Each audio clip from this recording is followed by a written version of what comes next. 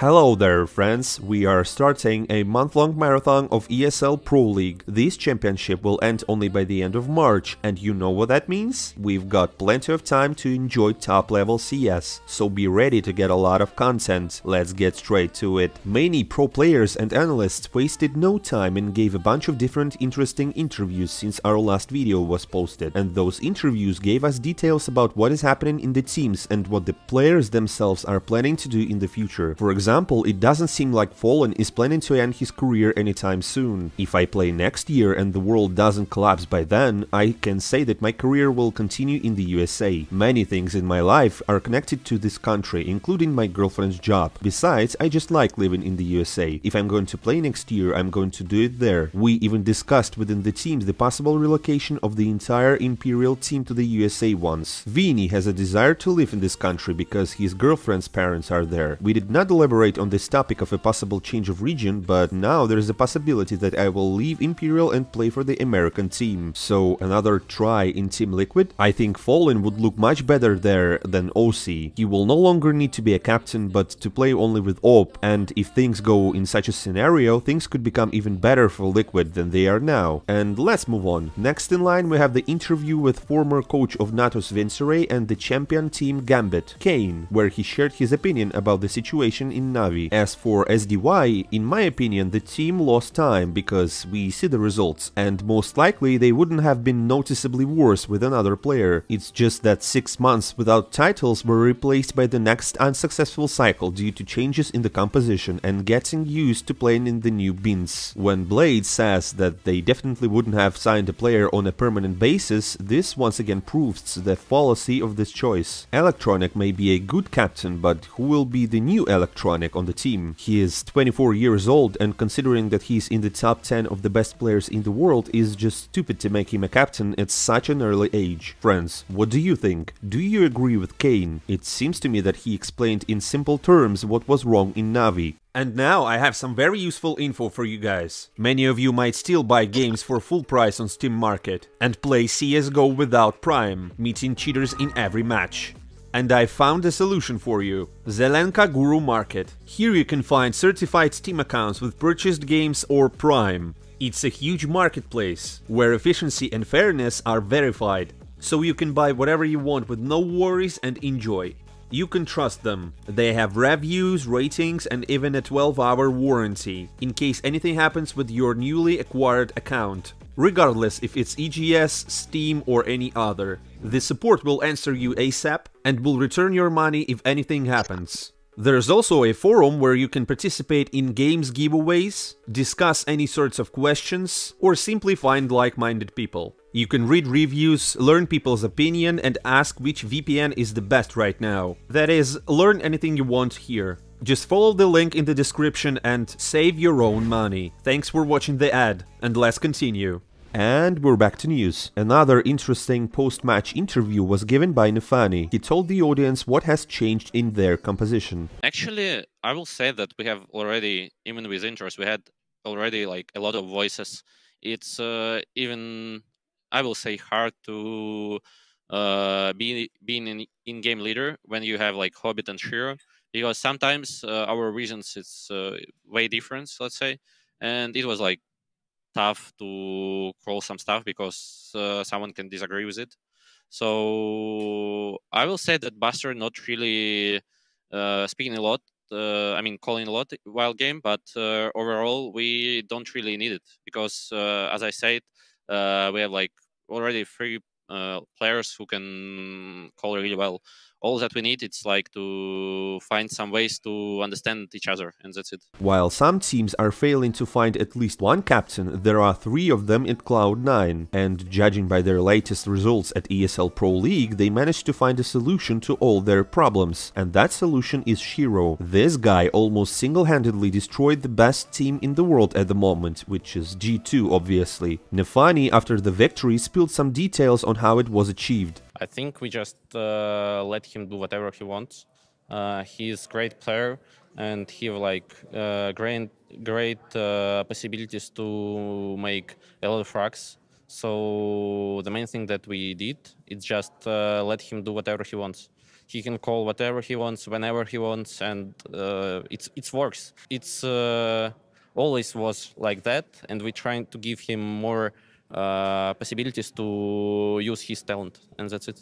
Nafany said that it was difficult for him to call properly when Hobbit and Shiro were trying to grab the biggest piece of pie. Apparently now, after understanding how this works, he has given the reins to Shiro, and now he simply calls in the way he feels comfortable. It has worked with G2, but let's see how it will work at distance. But as Thorin correctly noticed, it was Cloud9 who stopped the reign of FaZe at IEM Dallas. Now they may have done it with G2. And while Cloud9 are on the right track to solve their problems, EG continue to slide to the very bottom of the pro scene. The team proceeds to fail in every match, and now only the laziest person won't poke fun at them because of it. And while the topic is still relevant, Nav decided to join the discussion too. Yeah, the same Nav who had recently planned to move there. I'm not going to go into detail talking to EG management, but that was just like some of the worst management I think I've ever talked to probably in my life. I mean, not to be too blunt about it, but I mean, EG surely knows that as well. They're clearly not handling their team properly, like at all. And me talking to them for like about an hour instantly like changed my mind. I was like, dude, Liquid is light years ahead of this organization, and like I think I'd be an idiot to go and join this team. And yeah, no, I mean, obviously EG is a phenomenal org. They have plenty of history, but I think just the management and the way they're running things now is just not, because like I said, I talked to them for an hour and I was just like, dude, this is I ain't doing this. This is a disaster. Okay. So I was like, yeah. And then I came back to Liquid and I was like, okay, like, all right, like I'm down to make things work. Let's just talk about it. Let's get things going. Okay. Analysts have already dived into offering different options for the team. For example, Maui Snake has put forward the following option: Stanislav, Rush, Automatic, Breeze, and Junior. Write down your ideal squad for EG in the comments below. They have options to choose from. There are 15 players in the club at once. So let's now change the subject. There is another topic for discussion, and that is the unexpected interview from Chopper, the captain of Team Spirit. In that interview, he very much praised Electronic. Denise is an unreal player in general. I watched his matches as captain and borrowed some ideas, but NaVi's game is impossible to read. It's difficult to take something out of it, because it depends too much on the individual decisions of the players. You can copy some tactics for sure, but it's very difficult to play just like them. There are a lot of variables, and the individual game plays a huge role in their team. And it doesn't matter if Electronic takes on the role of captain or not, he will show a decent game. They just need time for people who are changing their positions to get used to new places, because no matter how good the player is, he needs to build his game on points. It's funny that around the same time a video from ESL was released where different players were offered to rate HooXi. James said that it was comfortable to play against GigaChad when he was in Copenhagen Flames, but now he has brought G2 to the top 1 in the world. Electronic said that HooXi knows the meta. He knows what to do and how to rotate against opponents. He rated his qualities as captain and marked them as little higher than neutral, like it's hard to play against him but not very much in general. But Blade, as always, managed to stand out. HooXi is a tier 2 or tier 3 captain who is developing very quickly. He has reached new heights and brought new things to G2 esports. Niko then was quick to defend the captain of his team. This statement wasn't aimed to be a response to Blade, but I think there is a lot to learn from it. There are a lot of stars in G2, so we need someone who will take all the shitty positions and sacrifice himself. Yes, that's not convenient, but it's important to understand that it's necessary for the team. Nobody forces anyone to play in bad positions. I think in this regard, HooXi is an ideal choice for the role of a captain. I remember when we discussed candidates for the position of the in-game leader with the management, I saw Rasmus as an obvious option. In Copenhagen Flames, he did everything for the composition and didn't strive to take roles where he could be a star. I think this is the kind of captain we lacked in the previous versions of the roster. He often reminds me of Kerrigan. And as for HooXi, he decided to rate himself in the following way. I don't think that I'm respected by the players from the tier 1 scene yet. I would give myself an average grade. I have a very skilled team. There's m0NESY, Niko, Hunter and JKS in the team. It's like I'm just there and take the first places. Maybe after IEM Katowice pizza, the opinion about me will change. Meanwhile, B1AD has lost all of the matches to G2, and then he had the audacity to call HooXi a tier 3 captain, which is of course hilarious. I wonder how he would rate Electronic if asked in this regard. Well, friends, whose side are you on? Do you agree with B1AD about HooXi, or it's too much? Write in the comments below. And by the way, since we've mentioned NaVi, in fact it's not clear what's going on inside the team right now. Simple plays Valorant, entertains the audience on Tariq's streams, watches their championship with him and says the following: if I were there instead of any NaVi player, I would destroy Secret, not with a score of 13-0, but I would just shoot them in the heads. I wouldn't even need to use any skills, which is why I play on Reyna. I just buy armor and Vandal. I think it's easier to play with an op in Valorant because everything is much slower. And then let's remember Simple's anti-records in his reaction time at Blast, where he lost not only to m0NESY but to all snipers in general. So at such pace, maybe he will soon play for NaVi in Valorant for real and not in CSGO. A couple more failed events from NaVi and this version of events may become reality. The CEO of NaVi also gave an interview where he told how things are going at the club right now. Could we sign Buster? To be honest, it's a difficult topic, but I don't see how we could buy a player from a Russian club, even if they are covering themselves with Armenian flags. Long term, of course, we want to focus on Ukrainian talent, and this is shown with our Academy project, which is currently made of Ukrainian players only.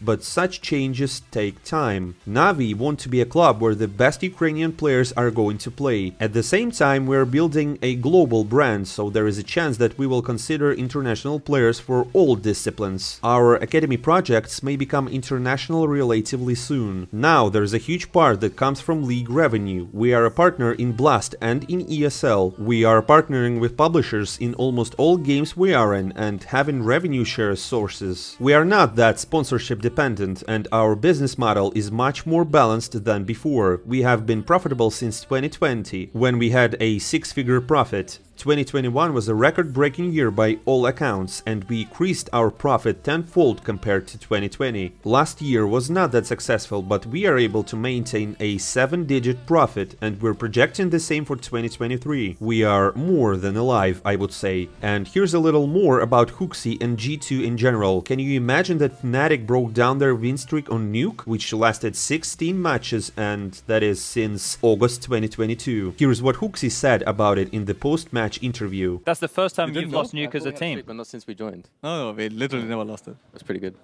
Yeah, but you lost it now. Well, until today. All good things must come to an end. Yeah, that's what he said last time when we lost the map streak. What's our next streak that's going to go? We don't have any. You don't have any streaks. We don't have any streaks anymore. Now the pressure is gone.